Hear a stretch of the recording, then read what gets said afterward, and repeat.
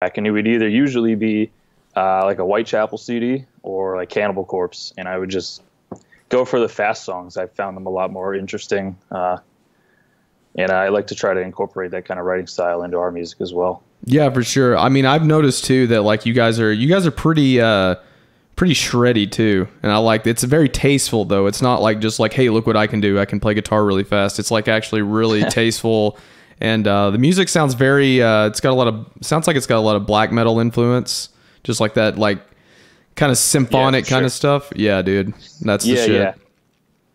Yeah. Who brings that into the band? That's all Chris. Chris, the guitar player, writes all of the music. Said, Ben, your audio is low. Put your mic higher. I can turn them up, guys.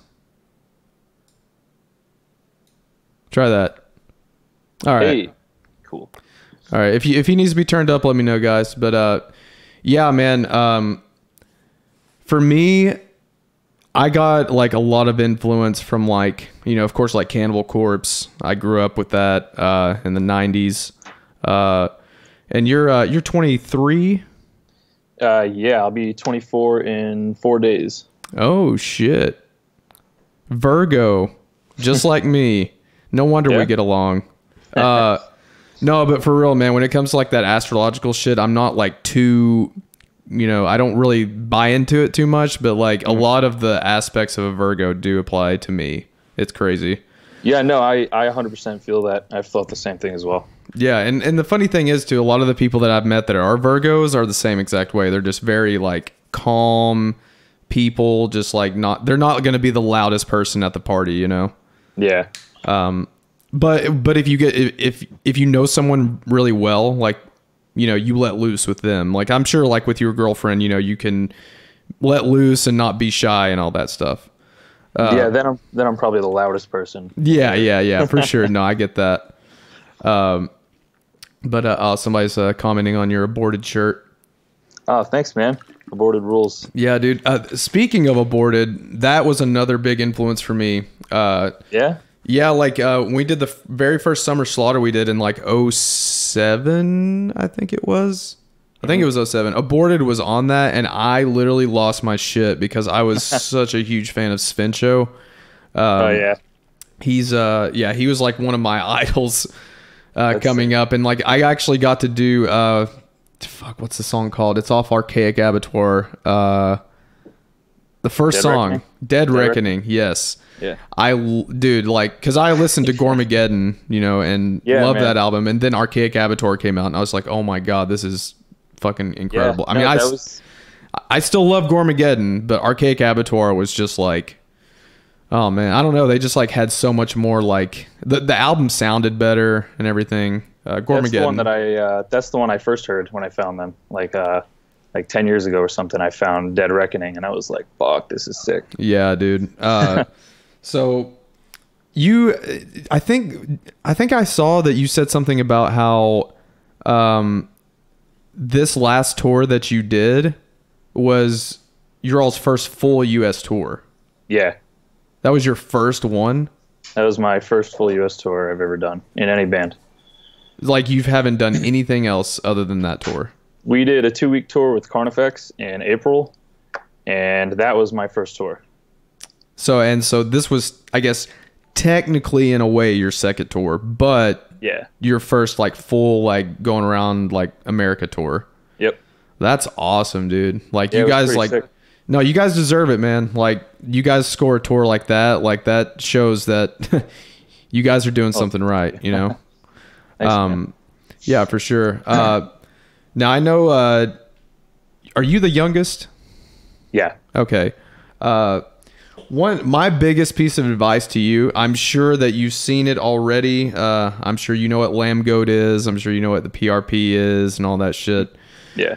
One thing that you have to promise to me is that you're never going to let any of that shit get to you. Yeah, no, I've already been kind of training myself into doing that. That's what I mean. Yeah. I've always been kind of like very Facebook involved, and I get, you know, enough flack on that as it is, so I'm kind of in a way already conditioned for the brunt of it. Oh, absolutely, dude. Yeah, I mean, like my biggest thing was, I don't know, like whenever I was younger, like there was so many times because there's MySpace back whenever we were coming up. Facebook wasn't really that big of a thing. But there was, I don't really know when Lamb Goat started either. Lamb Goat's basically just you can't really take that website seriously ever when it comes to metal news, because it's always just going to be people on there talking shit. And I get it.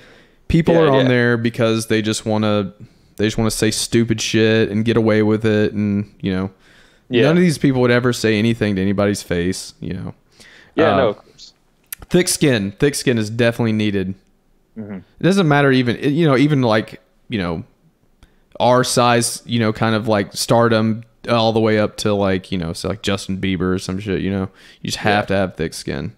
Yeah. And it only gets higher the higher you go. Oh yeah, dude. It's insane. But, yeah, man, like, I don't know. I don't really listen to a lot of new music. Honestly, I know that sounds shitty of me to say, but no, dude, just something about you guys stood out to me. I just like your style a lot. One of the reasons I really like your style is because it's not like, hey, listen to the sounds I can make. It's like you actually have intricate vocals. It's like it's not just like trying to go as low as possible. It's just it's got style to it, and it's got feeling to it, and like there's a lot that and the whole like quote unquote deathcore genre is very saturated. Yeah, exactly. I try to bring out the music with my writing. I'm not just like making noises over it, like you said. I try to complement it to bring the song alive in a way, Yeah, and like I said, another thing, man, is just like I can tell that you're a nice, humble person, and like I'm always like I flock to those kind of people, like people that are like super in your face and like all about kind of all about themselves or all that stuff. Like I just can't get along with people like that. Like the loudest person in the room, like I just don't get along with people like that. Yeah, I'm the same way. But no, I mean, like, is there like as far as like doing vocals, like who was it that really was just like made you be like, okay, this is what I want to do? Like first ever? Yeah. Corey Taylor. Nice. With Iowa by Slipknot. Dude, and that's the thing is like when people listen to like, death metal or deathcore or whatever, they always look at like Slipknot as being like this new metal sellout kind of band. And dude, it's really not like that, dude. Like no, absolutely not. They are just huge because, that's just what happened. And like, it's not like they asked to be that huge. But no, dude, like that album is probably one of the most angry albums. Yeah, I say it is the most angry. That's my opinion, though. Yeah, like there's no deny. Like, dude, when People Equal Shit comes in, dude, it's just like so aggressive and so angry. Like, and and like that's the thing is like you don't have to have like brutal lows to be like, intimidating or like piss sounding. I feel like the more piss sounding vocalists are like mid-range to high-range vocalists. Mm-hmm. Did you ever listen? Like one of my favorite vocalists of all time. Not a lot of people know this band, but do you know who Tony Danza is? Yeah, of course. Yeah, you did that guest spot on that one song. Yeah, dude. Like I love Jesse's vocals, dude. He's not brutally low. He's not a super like death sounding vocalist. He's just raw and just sounds like a madman. And I love shit like that. Like I love the brutal, like guttural stuff. I listen to a lot of, like guttural slam kind of stuff. Mm-hmm. But, yeah, dude, Tony Danza is probably one of the most unique bands too. Like they were just like chaotic and heavy as fuck, but they had just that. It just sounded like a crazy guy on the mic, Yeah, Danza 3 was a big thing for me in high school. Oh yeah, dude. Was that the one that I did, or was it Danza? No, I think Danza 4. Yeah, that was right. 3 was the first one with Josh Travis. Yeah, and he's is he still doing was it Cloud? Oh, Glass Cloud. Glass Cloud. He's with Amir now. That's right. Dude, that just goes to show how much out of the loop I am, man. No, but what do you guys have coming up, man? Since I mean, that's a huge tour for you guys to really start out on. Like, that's crazy to me. It was definitely a solid first tour. Well, first, full US, but we're finishing up writing album 3 right now. Yeah. We're shooting to make this one a little bit more dynamic than the past ones.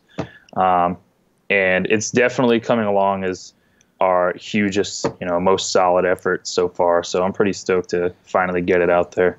And was your last album was that the Primordial or no? Reclaimer. Primordial was the first. Okay, yeah. So this is your third one. Yeah. Holy shit, man. So like, whenever you guys, when did your first album come out? January 2016. Damn, dude. So it's in 3 years, you guys are already have 3 albums. That's awesome, dude.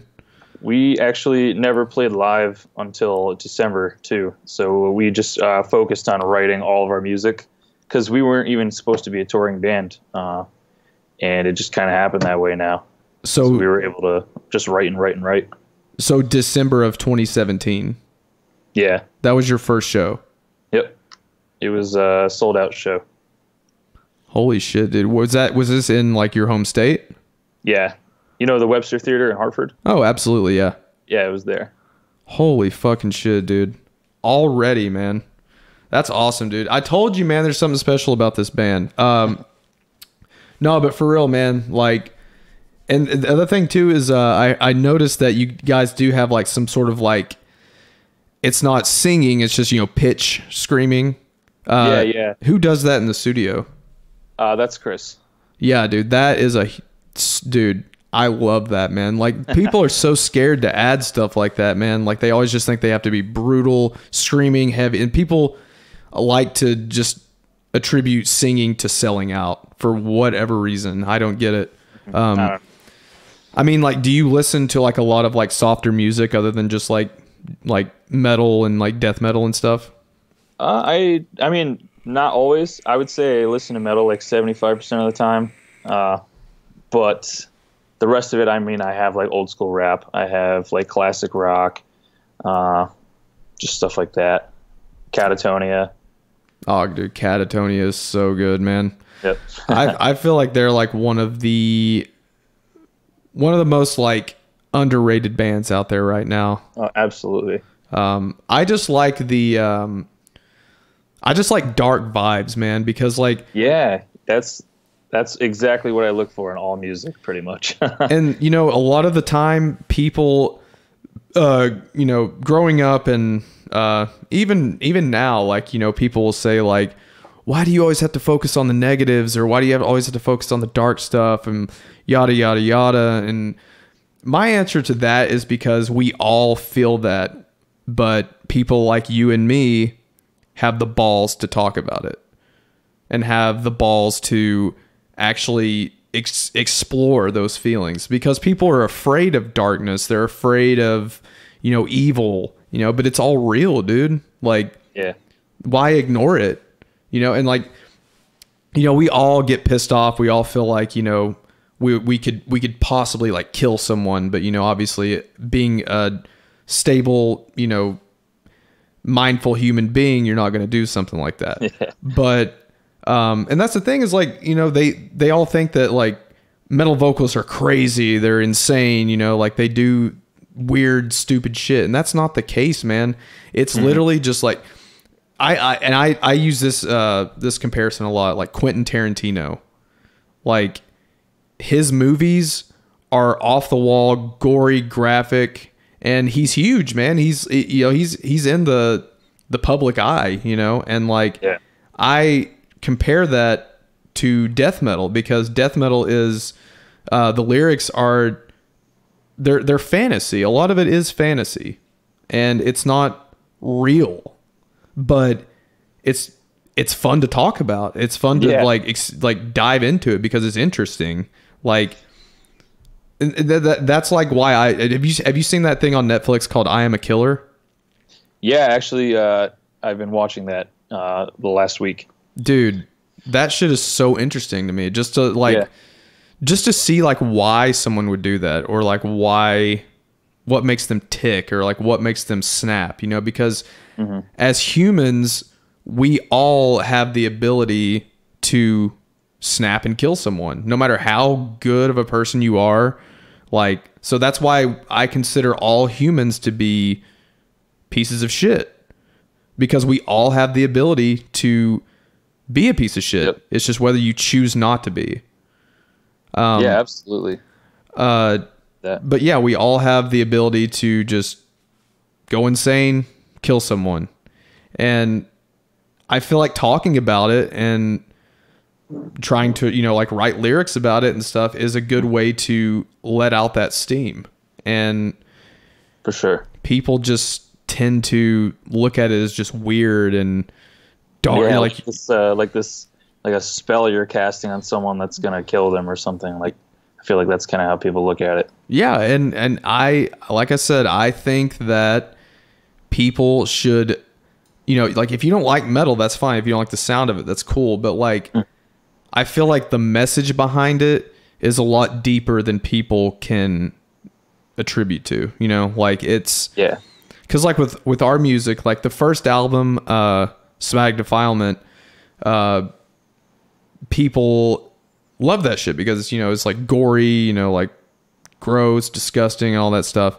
A lot of that was, you know, it was inspired by Jack the Ripper, yes, because that was our first album, and that was like when our band pretty much first started. But it's a lot of it's fantasy, you know. It's just writing a graphic fucking novel, you know, like Scott from Carnifex. He just came out with a graphic novel, and you know, it's basically the same thing, just in words instead of visual. For sure. No, go ahead.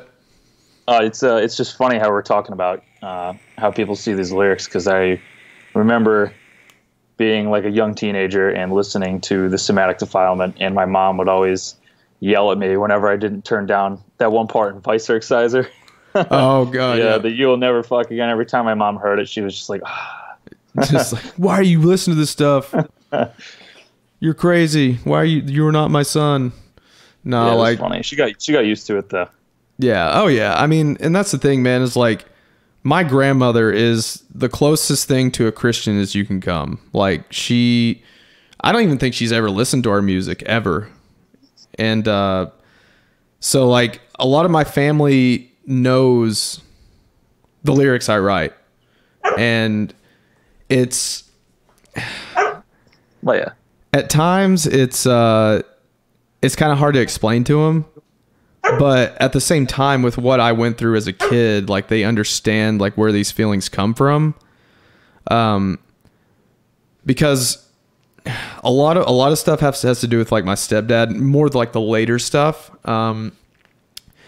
Because I have never genuinely hated someone in my life. Like, you know, because hate's a strong word. And like hating someone means you literally don't care what happens to them, whether they live or die, and whether they suffer or whatever.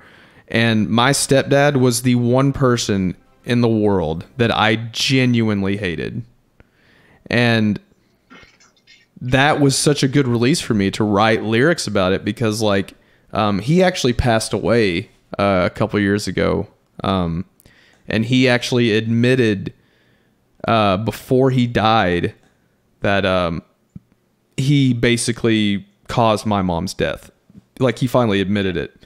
And there's actually a song on the new album about that. But yeah, I mean, he's one of the people in life that I genuinely hated and did not care whether he lived or died, or if he, you know, it's like I wanted him to suffer because I just genuinely hated the guy. But yeah, I can imagine why. Oh yeah, I mean it's I mean, do you have any stories or any sort of things that have like in your childhood that have like came out in your music? I mean, there's been you don't have to get like super personal if you don't want to. Not in recent times, I would say. But in like previous bands that I mean, had never released any music up until Shadow of Intent, but in previous bands I had songs about people that I knew in high school, and I was pretty heavily picked on throughout almost every school year. Yeah. So there was just a point in time where I would just write like the most not fucked up kind of stuff, but I would kind of tap into that rage, and I would just try to write a song about, a scenario where, I fix the problem, if you get what I mean. Yeah, for sure. I'm gonna turn you up just a little bit. All right. Hey guys in the chat, is his voice still a little low? Just let me know in the chat.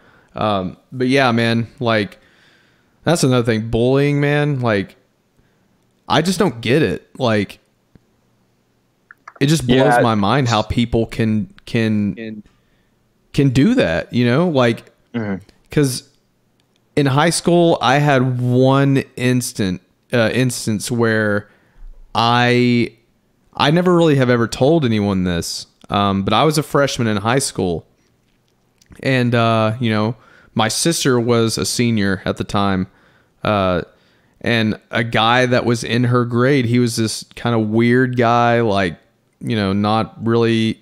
I'll get to the how this story plays out is crazy. So I go in the bathroom and he's in there. We don't know each other, we don't know. We've never met each other in our lives.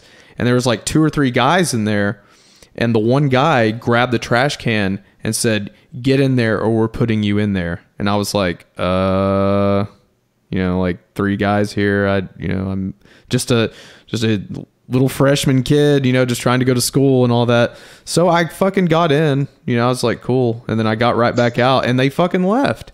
And then this one guy that was friends with my sister was walking down the hall, and I told him, I was just like, yo, man, like that guy just like made me like get in the trash can or whatever. And like he went up to him and started, being like, yo, so he said what he said. I didn't stick around, but I think it was after that school year he was convicted of murder.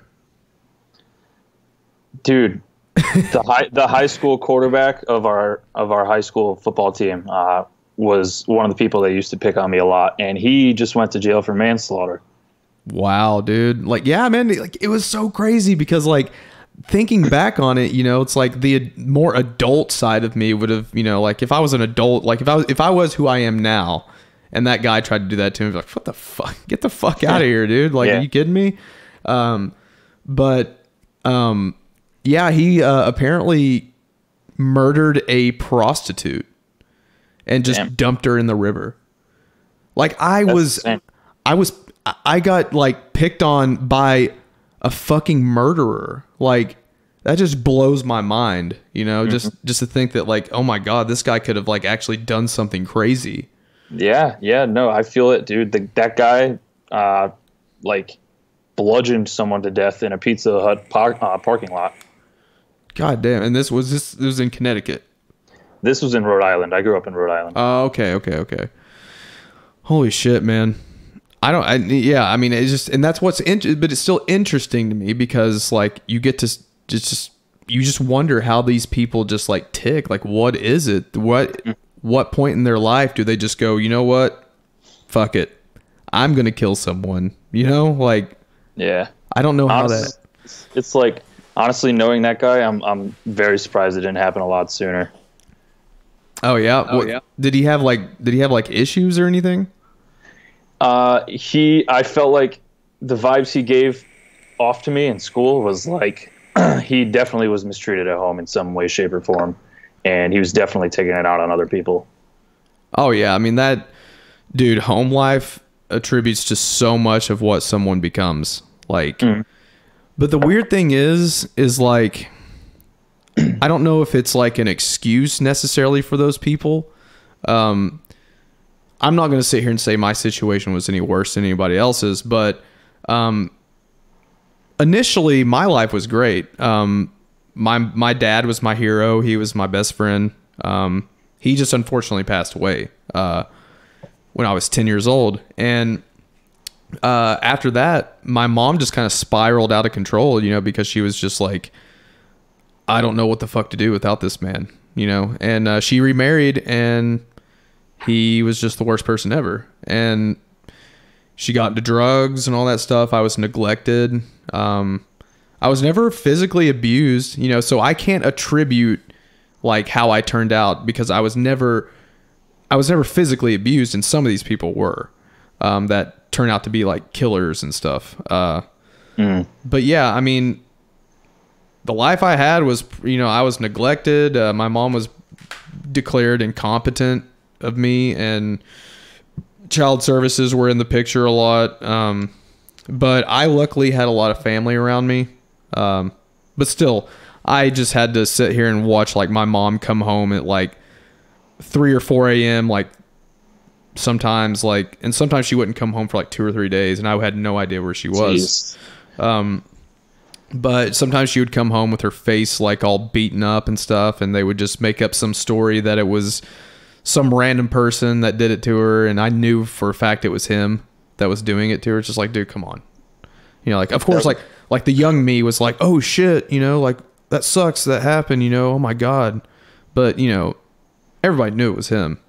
But either way, you know, I mean, it's, that's why I like metal a lot, dude, because like there's people out there that get, you know, picked on. There's people out there that have a shitty life at home, or they have unfortunate things happen to them, and it really is an escape. I can't tell you how many people come up to me and just say, you saved my life, you made my life better, or you made this better for me, you know, and it's just you know, it's like crazy. Yeah, and it's like definitely a crazy feeling. Yeah, and we are accessible people. We're not too big to where we can't answer, you know, as many people as we can. I mean, we can't answer everyone, obviously, but we're not too big to be reached out to. Yeah, and I think that's a big thing in the metal community. Like, that's a good reason why it should stay underground, because it is an underground community, and where everyone is able to contact each other, especially with social networking and everything, has made it easier. For sure. Yeah, no, I agree with that 100%. So have you had like any anything like that yet? Like people saying like, "Oh man, your music fucking saved my life," or it's, you know, gets me through the day. There's been several people who have told me that. A few of them on the last tour we just did. A couple guys now are getting some tattoos of us, stuff like that's been going on. Dude, that is the crazy part, dude. When people start getting tattoos, that's when you know you're making a difference. Like, yeah, it was pretty shocking. I was like, oh, okay, this is cool. Is it like mainly like album art or lyrics and stuff? Yeah, it's this one guy named Adam from Massachusetts, I think. He goes to a lot of our shows. He has a tattoo of our most recent single artwork, like on his shoulder. Hell yeah, dude. Yes. Pardon me. Yeah, like the saw blade was like our big breakout kind of like symbol.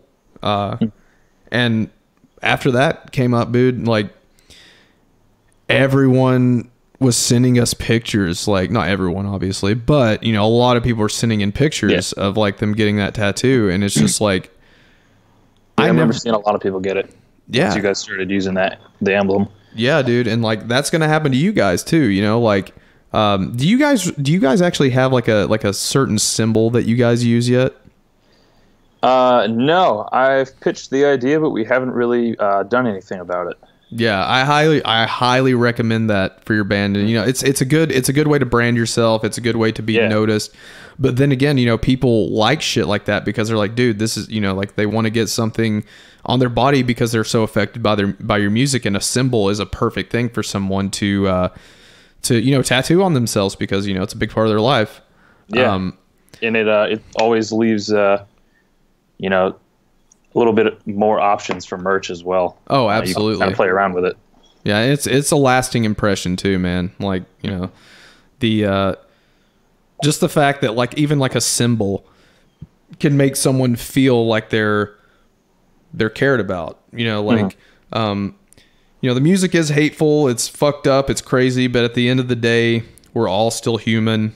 We all still care about people. It's It's just we just have the balls to be fucking weird about it, you know, and be fucking explore into dark nature. Yeah, man. So you guys have what'd you say you had coming up? You had your album that you're doing. Yep. Any tours that you have? Yeah, we're doing a co-headlining tour with a band called Spite. I don't know if you're familiar with them. Yeah, I do know who that is.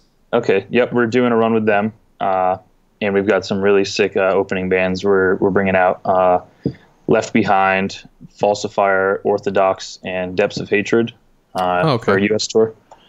Nice. And we're doing that from October 25th. We leave, and we come back December 15th. Okay, and are you guys finishing up the album right now, or just going to finish it after the next tour? We're definitely working on it right now. And while we're gone, in other ways that don't directly need our attention, it'll be being worked on at home as well. Yeah. Okay. And then I'm going to do the vocals probably right after we get back. Yeah. Okay. Yeah, man. Like I said, for those of you that are just joining in, this has been Duerr from Shadow of Intent. If you have not checked out Shadow of Intent, please do so. This guy is the future of heavy music. Whenever I'm can't do it anymore and I'm all shot and worn out, he's gonna take the reins, man. I'm telling you.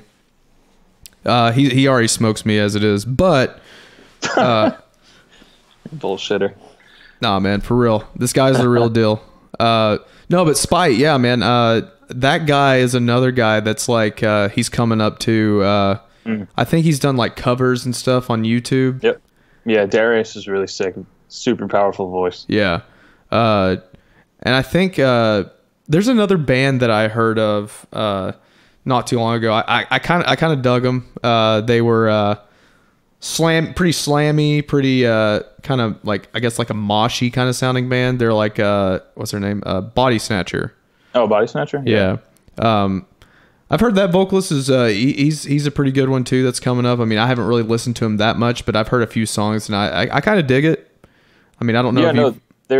We played 2 festivals with them earlier this year, and Kyle's a really solid vocalist as well. Yeah. Really good dudes. Yeah. Yeah, dude, I'm telling you, man, like the whole like there's a lot of crazy vocals coming up, man. Like that Alex Terrible guy. He's on one of our songs off of Reclaimer. Yeah, dude, he's a fucking monster, dude. I want to get him on here too, man. I know he's have you spoken to him before? I did once, and I don't think he understood what I said. I don't think he speaks very much English. Yeah, that's what I was worried about. I didn't know if he would be able to converse very well, considering he's from Russia. I know he knows a little bit of English, but for the most part, he's he's from Russia. Yeah. Yeah, he's definitely Russian. Yeah, I don't blame him either, man. Like, us as Americans, most of us don't know another language, and English is such a dominant language that it's like it's almost unfair because other people from different countries they don't have to learn English, but like for the most part they almost expected. Yeah, and that's pretty fucked up. But I don't blame him though, man, because over there in Russia, dude, they have like a fucking completely different alphabet. So yeah. But no, yeah, him. They're actually doing that tour with us this fall, Slaughter to Prevail. So I'm excited to see them and hear him live and everything because his voice on album sounds insane. So yeah, he's definitely solid live too. Yeah, and the thing is too is like he seems like he's into like all kinds of different music too. Like he does covers of like Nirvana, Slipknot, all kinds of other crazy stuff, dude. And I like that. I like the people that don't like just pigeonhole music into being a certain type of genre. Like they think like, oh, you only can be you can only listen to death metal or deathcore. Yeah, I feel it. But no, man. Yeah, I'm excited to see what you guys do, man. Like I said, I've been out of touch with the music game for quite a while because just so busy and touring all the time, and touring is the only way to really make money doing this, as probably. Album sales do not do anything You basically make music for free and then go out and play it live to make money. And I wish, I really wish it was different, but I don't think that it's ever going to change now. Like, especially with technology advancing and everything, like CDs and all that stuff are going to be obsolete. Yeah, with streaming coming up so huge, it's only a matter of time before, honestly, the entire market, I think, is just going to shrink. Venues are going to close down. Oh, yeah. And a lot of stuff's going to change. That's why, and I'm talking to you guys in the chat, you have to support. You have to buy albums. I know that you're not going to do it because you want to get shit for free, and I get that, but you have to buy albums. You have to buy merchandise. You don't have to. I'm not saying you have to do this, but if you want your bands to continue, you have to support them. Because if you don't, they're just going to go away. I think a lot of people don't realize also that no matter how huge bands in the metal world seem, there's still not a whole lot of benefits to reap. Like, I don't know how to explain it. You know what I'm talking about, though. Yeah. I mean, like, so like a lot of people like to just kind of like assume that like, oh, Phil, dude, you have tons of money. Like you're rich, man. Like fucking blah, yada, yada. Like, dude, no, that is not true.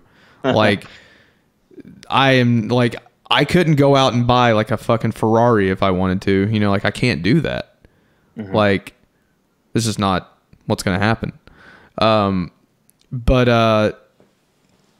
Yeah, I mean, it's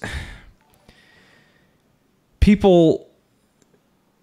Money is such a touchy subject when it comes to metal too, because like people, it's like, oh, they just do it for the money, or they just, they sell out because they just want to get more money. It's just like, well, dude, I mean, at the same time, like, yeah, we want to make as much revenue as possible because we want to be able to live. Keep doing it. Yeah, like, people keep doing it. Because I mean, at the end of the day, it's going to cost us money to make albums. It's going to cost us money to print merchandise. It's going to cost us. It costs money to be in a band. And a lot of people don't understand that. And, it's frustrating because, because then you get fingers pointed at you like, oh, you guys are just sellouts. You're just trying to get money, blah, blah, blah. Well, yeah, dude, kind of in a way. Like I need something. I mean, I can live comfortably. I can take care of myself. I don't need to be rich. As long as I can take care of myself and, live a comfortable, good life, I'm fine. Yeah, I feel the same way. And yeah, man, it's I had a question for you too. I have heard, I don't remember exactly who from, but if you don't want to answer this, you can just say no comment. Okay. But I have heard that a lot of your lyrics, some of your lyrics, if not a lot, have to do with Halo. Yes. Yeah. When Shadow of Intent first started, it was like not a joke, but it wasn't a serious thing either. Chris and I, we just made a studio project, and he had some music that reminded me of Halo. Like, it sounded epic. I was playing Halo at the time. I know a lot about the Halo universe, so I was like, screw it. Like, just for fun, let's make some metal about Halo. And people ended up liking it. That's just the way it went down. And I made another album with Halo lyrics, and now I'm just kind of writing my own thing. Nice. So, yeah, I mean, like, so you were a huge Halo fan. Still are, I'm assuming. Yeah. Yeah, I've heard. I'm not super into the new games, but. Yeah, I mean, like, I've heard. I never really played Halo, so I can't like comment too much on it. But I've heard that the story is actually pretty awesome. Yeah, it's definitely sick. Like, it's like, honestly, it's like fucked up, and just there's a lot of really crazy, like, very imaginative things. And it's not just the games. There's over like 20 novels that don't even touch what the games touch. Really? That just creates this huge universe. Yeah, there's like 153,000 years of fictional history. It's pretty crazy. Holy shit, dude. So, and like, that game has a lot to do with like space, right? Yeah. The scariest fucking place on Earth. Yeah. Well, in the universe. The universe.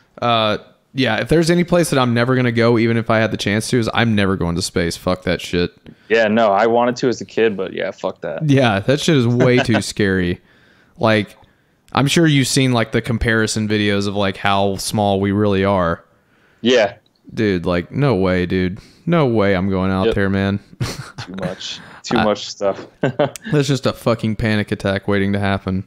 Mm-hmm. Yeah, man.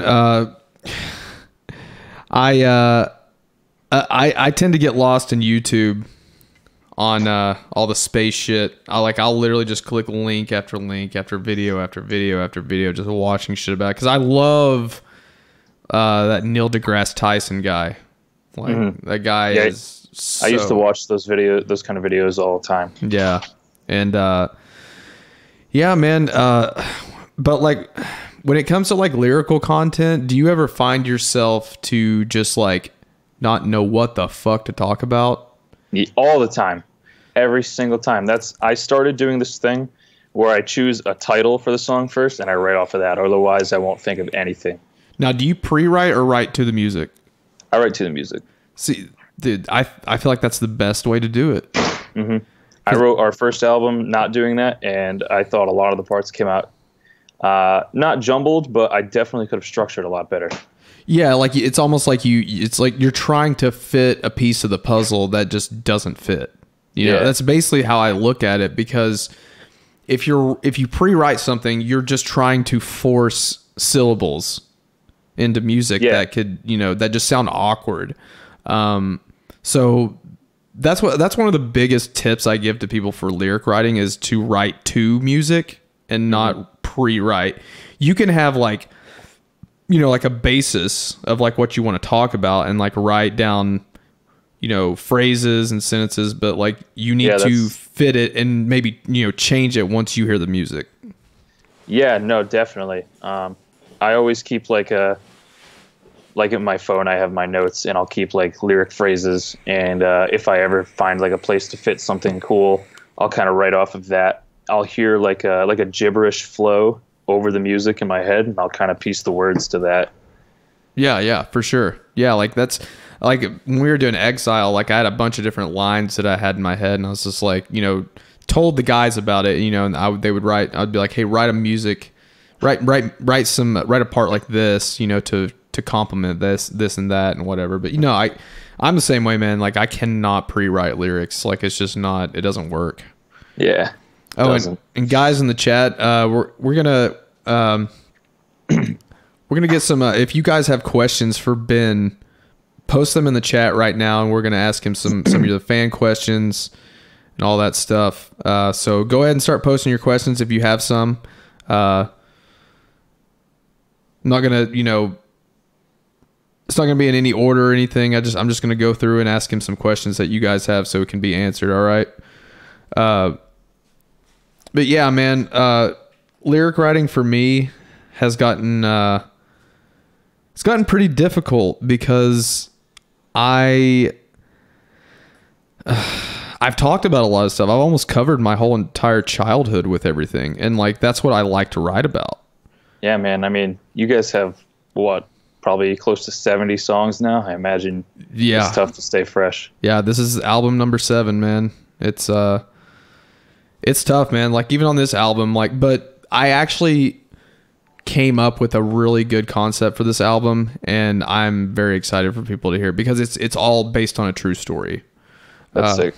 And it's because my mom had these journals, and she would write some fucking weird shit in it. My mom had like 34 different personalities that the doctor counted up. Jesus. Well, not the doc. Well, she would write in this journal, and like her handwriting would like change, like when she was in a certain personality. It was so weird. That's crazy. Yeah. Oh, and we're getting some questions. Whether these are to me or Ben, we are going to ask Ben because he's the special guest. Let's see. Can we get a vocal demonstration? We're not going to do that, man.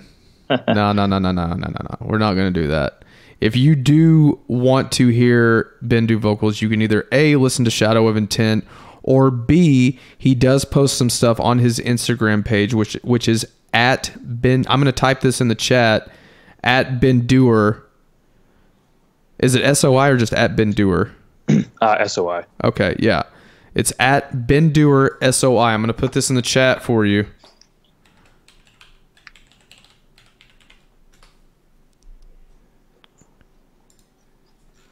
So at Ben Duerr SOI. Go follow that on Instagram. Let's get back to these questions though. See, where were we? Oh shit. Okay. Do you like the term deathcore? I mean, I don't not like it.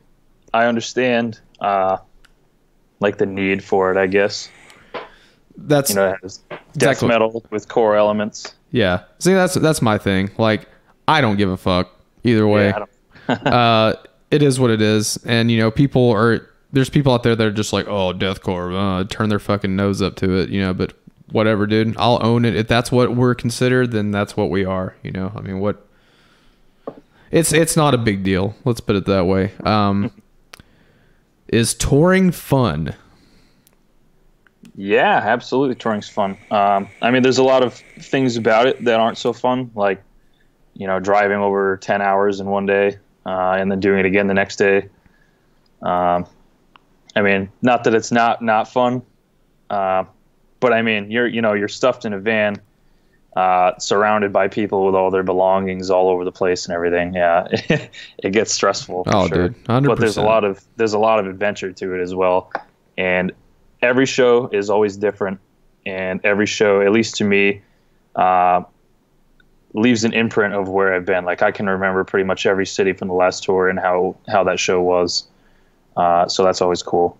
Absolutely, man. Yeah, I mean, it's like I said, we had like a documentary about it, you know, like people are like, oh, why are you guys making it sound like it's terrible and all this stuff? It's because we're talking about the real stuff, you know, like, yeah, there's of course it's fun, but I mean, it's still life, you know, you still have to deal with life. Yeah. It's just like, imagine being confined to small quarters, being, not forced, but you are, you know, supposed to work alongside a bunch of other dudes, and, you know, dudes all in the same place next to each other all the time isn't always the greatest thing. You know, people get irritated, you know, tensions can rise, you know, stuff like that. People aren't always, you know, the most respectful they could be of other people's space or belongings, and it's just stuff that happens, you know. Absolutely, man. Totally get it. I know exactly where you're coming from. Let's see. Do you think the metal community has changed since you started? Yeah, I think I've noticed a change, I think. Not necessarily in ways of like business, because I'm still pretty new to that, but I think the way that a lot of people approach their writing nowadays is much different from how it was 10 years ago. Yeah, I get that, man. Let's see. Okay, I can. What is the best way that you recommend going about learning vocals? I would do it the way that I learned. It was easy for me. I just would sing along to songs that I enjoyed. I would try to learn the words, and I used to try to replicate other vocalists to try and see if I could make that specific sound. And, you know, it just kind of added to the range. And I think everyone should do that if they're trying to learn. You know, dedicate an hour a couple times a day, a couple times a week, to just screaming along to other songs, and eventually you kind of get, you know, a feel for your own voice. Yeah, exactly. And you know, I tell people that all the time, man. It's just like, dude, I can never tell you how to do it. Yeah, it's impossible because it's all internal. I know the answer to this question: Behemoth or Sepultura? Oh, Behemoth, man. I have a Behemoth tattoo. Yeah, dude. 100%. I knew he was going to say that. Come on, man. This is death metal. You should know what he's going to say. Yep. I've listened to almost nothing but them for the last 4 weeks, I think. Yeah, dude. That band is insane. Especially live. They're so theatrical, too, man. It's so awesome. Yep. I saw them actually, I saw both of you guys from the first show I ever went to at Mayhem Festival in 2009. Holy shit. You guys played back to back, I think. And I was like, what the fuck. Oh yeah, dude. Fuck yeah, man. God, That was a long time ago. I was like 13, I think. Yeah, dude. That band is like, there's just nothing like it, man. Like, it's crazy. We play with them in Mexico too, man. They're just like, dude, like, how can you not watch that and just be like, oh my God, just so intimidating too. Yep, they nail it. Let's see here.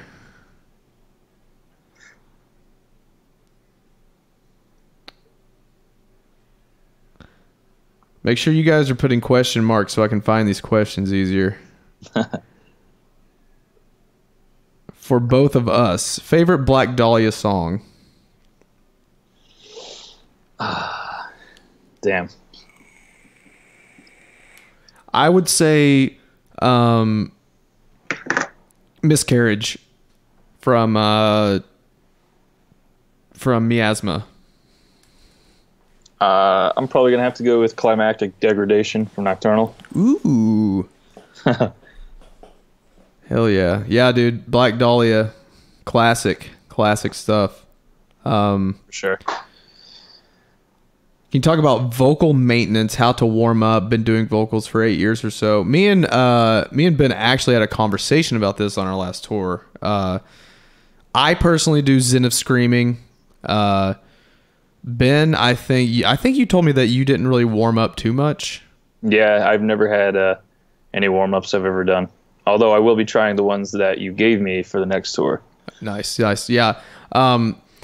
I think when you're younger and you haven't been doing it so long, it's not as taxing on you. But the older and more shot you get, like me, you need to start warming up, because whenever you get older, things start breaking and things don't work as good as they used to. Mm-hmm. Yeah. But either way, yeah, I would recommend warming up, no matter if you're starting out or if you're a veteran, if you've been doing it for a while. How long have you done vocals? 9 years. 9 years. And so you started when you were like, what, 14, 15? Yep. 14. Damn. So, okay. You said you did like stuff on This Is Exile. So you were like 14 when that came out? Like 13, maybe. I was 13 when that came out. Jesus Christ, dude. That's so crazy. Yep. I bought that when I was 13, and the next year I learned how to do like lows to that album. Yeah, dude. That's awesome, man. That's so humbling to me, dude. Holy shit. New Shadow of Intent tent merch with Halo theme. Interesting. I think that's a yes. I mean, we've definitely thought about it. A couple of shirts we were selling on that tour were Halo themed. Yeah. The only thing you have to worry about with that, of course, is a cease and desist. Yeah. We had that with our Jack Daniel shirt. They actually hit us up and were like, "Hey, fucking quit doing that shit." And we're like, "Oh, okay, I guess, we can't really combat that." Yeah, better than a lawsuit, I guess. Ben, do you use tunnel throat gutturals or just regular gutturals? I don't really know the answer or what that means. I mean, I kind of do, but I've kind of learned how people talk about it now. Mm-hmm. But I do all of that pretty much. I do mainly false chord stuff, but I every now and then I'll dick around with some tonal throat kind of stuff.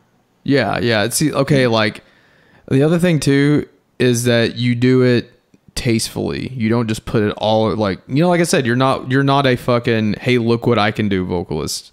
I can't get into that. I can't get into the vocals that are just, now if it is a guttural slam band, then sure.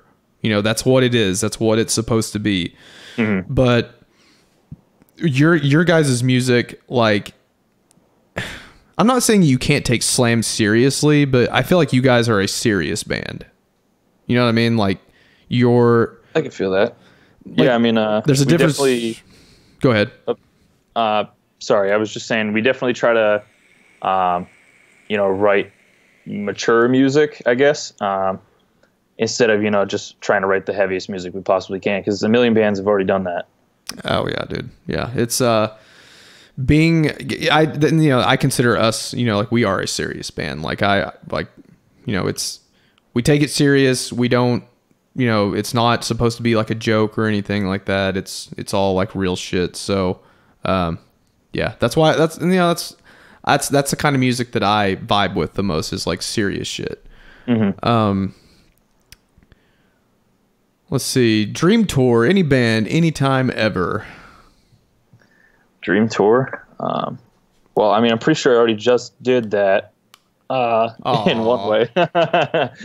No, I mean, Dahlia and Whitechapel were huge for me when I was growing up. So, I mean, it definitely wasn't not a dream tour in that aspect. But I mean, if we took that tour and threw on like Behemoth and Cannibal Corpse and like Dimmu Borgir or like Despised Icon, it was just some crazy festival tour, then that would probably be a dream tour.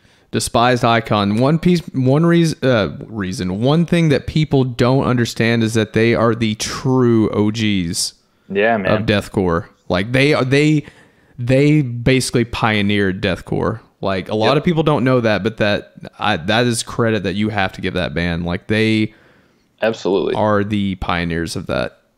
I never got to see them in their prime, I guess you could call it, but they did a reunion tour in 2014, and I was on that. Oh yeah, dude. Yeah, dude. Like that, dude. Like I jam that shit all the time. Like that was like one of my favorite bands to listen to. Like back in early 2000s. Opinion on Bro Job. We actually just played a show with them. Super nice guys. But again, coming back to you actually did a song with them, right? Yep, I did 2 songs with them, and I'm pretty sure we did a headlining type show with them at the same venue you guys just did. It was at Bogart's, right? Yeah. Mm-hmm. Yep. We just did that back in December. And see, one of the biggest reason why I respect those guys is because they know that their music is supposed to be like, I'm not saying this in like a demeaning kind of way, but it's a joke. Like it's fucking it's yeah, no, absolutely. They're good friends of mine. Like we game all the time, and they're always telling me about these like stupid, funny new ideas they have for songs. Yeah, so. and like I said, I'm more into like the serious type of music, but like I respect what they do because they own it. They know what it is. They don't try to make it seem like something it's not. Like they are doing it because they're just having a good time with it, and that's all that matters, man. Like yeah, for sure.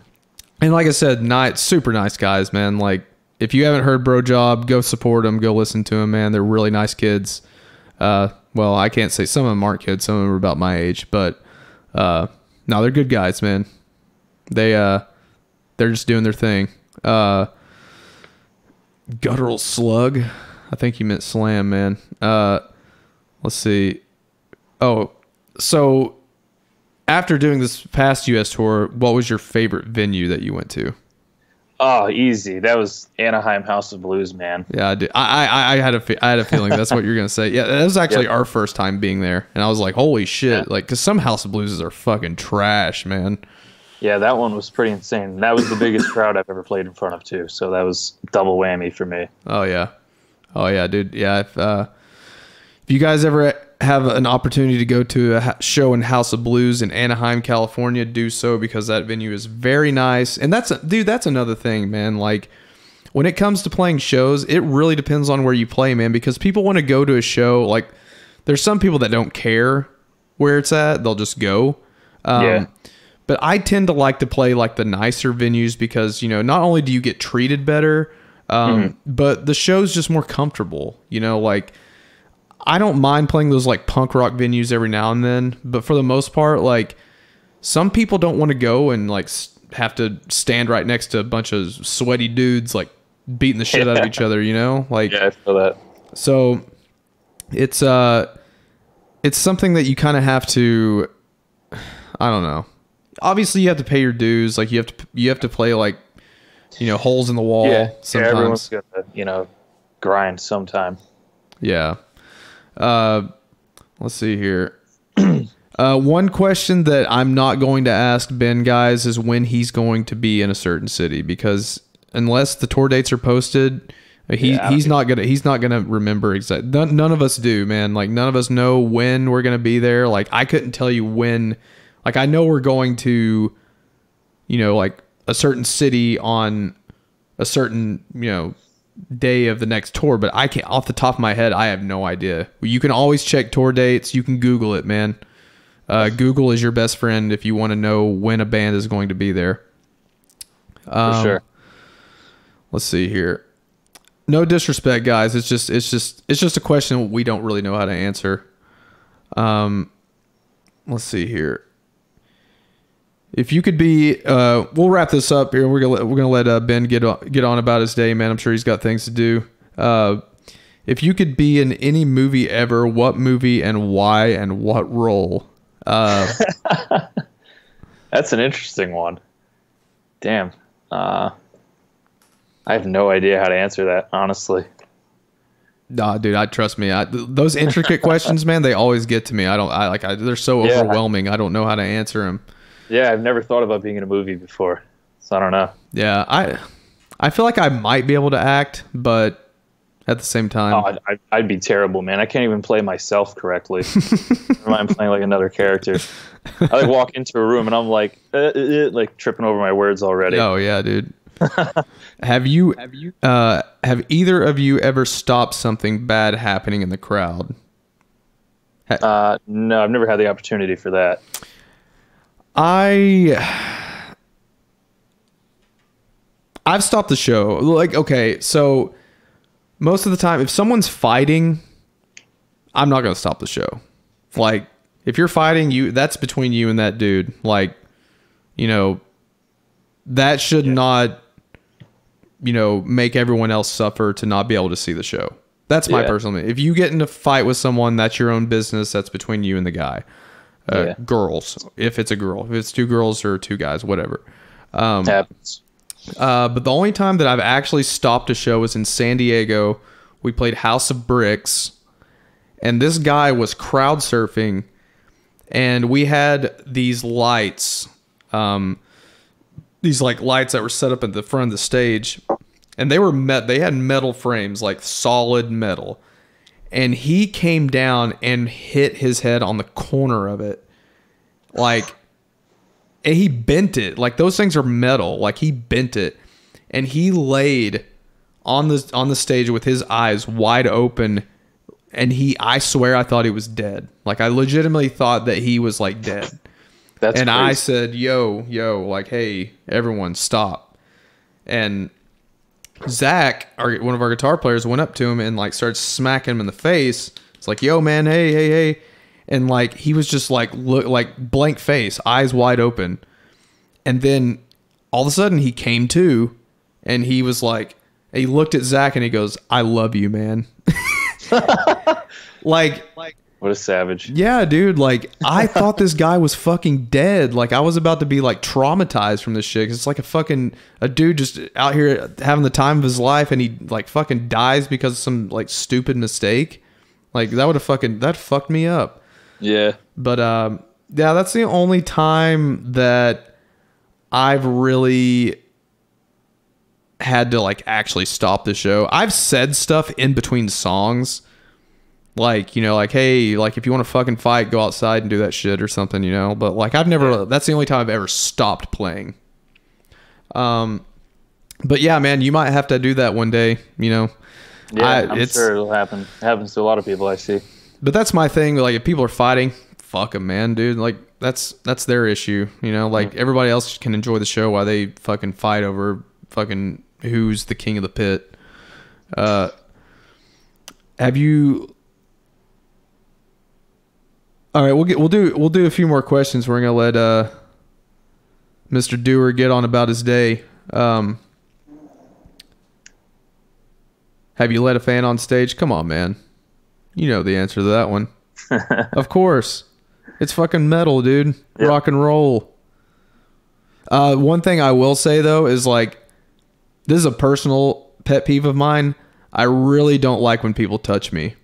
I don't care if people get up on stage and jump off, but if I'm if I'm like got my eyes closed or I'm like down, you know, like doing my thing, like letting a scream out, whatever, and someone comes and starts patting me, like that just like that happened to me on that tour we just did. And it drove me nuts. I like almost like had like a freak out on stage because I was like mid sentence in the middle of a song, and the monitor guy, it was at Janice Live. He walks up to me and he taps me on the shoulder like super hard, and I was like, what the fuck? Like, who's hitting me right now? And I messed up, and you know, I wasn't happy. I'm like, the guy just walked on stage and started tapping me on the shoulder while I was, you know, mid sentence. Yeah, dude. And it totally screwed up the whole rest of the show vibe for me. It was the monitor guy? Yeah. What a fucking dickhead, dude. He knows better. Like he put no step tape on my monitors and did it twice. He came back out and did it again because I put my foot back up, and then didn't say anything to any other bands the rest of the night. I watched every band, including you guys, play. He didn't say anything to anyone. Oh, dude, if he would have came and tapped me on the shoulder, I looked at him and be like, what the fuck are you doing up here? Get out of here, dude. That's so disrespectful, man. And here's the thing, man. Venue owners, I don't know if any of you guys in the chat are venue owners or whatever, but if you got monitors, they're gonna get fucking stepped on. I don't care who you are. It's a natural. It's fucking metal, dude. Yeah, man. What do you think the metal vocalist is gonna do? Just stand flat-footed? No, dude. He's gonna fucking want to brace on something. It's just part of it. Like, I'm sure your monitors will be just fine. It's not like he's going in there and pouring water in the motherfuckers, you know? Yeah, or even putting all my weight on it, just like to lean on. Oh yeah, dude. Do you have your new dog near you? Yeah. I have both my dogs near me. They're right next to me. You want me to bring them on here? Let's if you can get the new, if you can, it's all good. But yeah, he's right here. Give me like 2 seconds. Ben is he's a big animal guy like myself. Personally, I'm a dog guy. I respect cats. I just don't really want to own one. Oh, look at that. Holy shit. Wow. And this is a rescue, by the way. God, here's dude. Ludo. Holy shit. Did you get that name from the Labyrinth? Yeah. Holy shit. You're like the second person to figure that out. Yeah, dude. Oh, fuck yeah, dude. I watched that shit all the time when I was a kid, especially when I was a kid. Yeah, it's one of my girlfriend's favorite movies. Dude, look at those eyes. Holy shit. Yeah, his eyes are crazy. What did they have like any sort of like breed specification for him? Yeah, he's a lab and Italian Greyhound mix. Wow, dude. Holy shit. He's trying to get out of here right now. He sees some other dogs outside, I think. He's trying to play with. Yeah, you can let him go. Let him go live.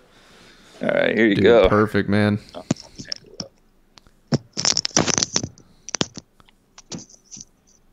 Adopt, don't shop. #. Yeah, man, always adopt. Coco's doing good. She's been trying to get up in my lap the whole time, but we got business to take care of. She can wait. She's fucking spoiled. Yeah, man. Hey, man, I appreciate you coming on, dude, and doing this. Thanks for having me, man. Yeah, dude. And again, guys, if you have not checked out Shadow of Intent, please do so. Spotify, buy an album, something. Just go listen to this band because they are the real deal. Ben is an incredible vocalist. I put him in top 5, especially new, up and comers. He's I mean, honestly, he's the top because I don't really know who else can really match him. Because the thing is, dude, is like you do the fast shit, you enunciate well. You can do sick fucking like guttural shit. You can do high shit. Like you're just very well-rounded, and that's hard to find now. Thanks, man. Thank you. So go support Shadow of Intent. I mean, come on, man. Look at him. He's cute as fuck. Hey, man, enjoy the rest of your day. Yeah, likewise, man. Tell the lady I said hello. I think she was on the tour, right? Yeah, she does merch. Nice. Yeah, tell her I said hello. Congratulations on the new dog. Appreciate you coming on. Yeah, no worries, man. And good luck on the album and on the next tour, man. Thanks, dude. Yeah, I mean, thank you. Yeah. Likewise as well. I know you guys got a record coming out, so best of luck. Hell yeah. Go follow him on Instagram at Ben Duerr SOI. I will put it back in the in the chat for you guys, so you guys can go follow him on Instagram. He does do vocal demonstrations on those. I've seen, actually, right?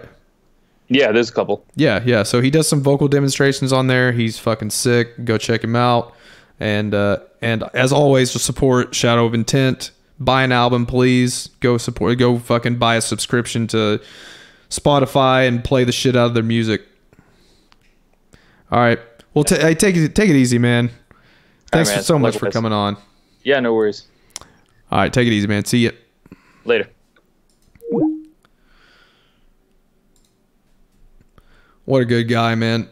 Like I said, this guy really reminds me of myself. It's crazy. Like, he's just down to earth, super nice. He's very to himself, very quiet, just like me. May not seem like it while I'm on stream, but you know, if you don't know me, then I definitely seem like I'm just a very quiet, you know, scared guy, but I'm not. I'm just quiet.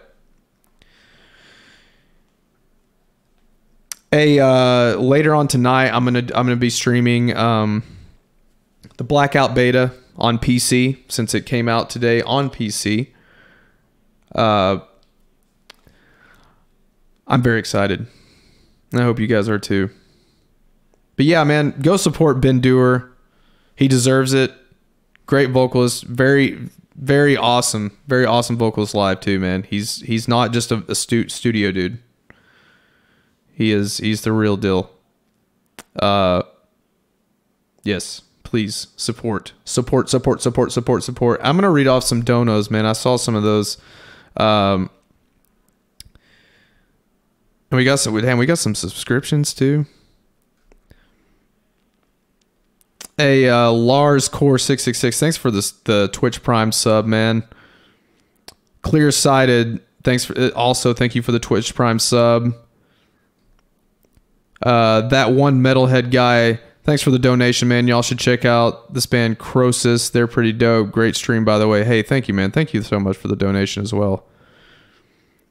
And CMND Command Be Quiet and Drive.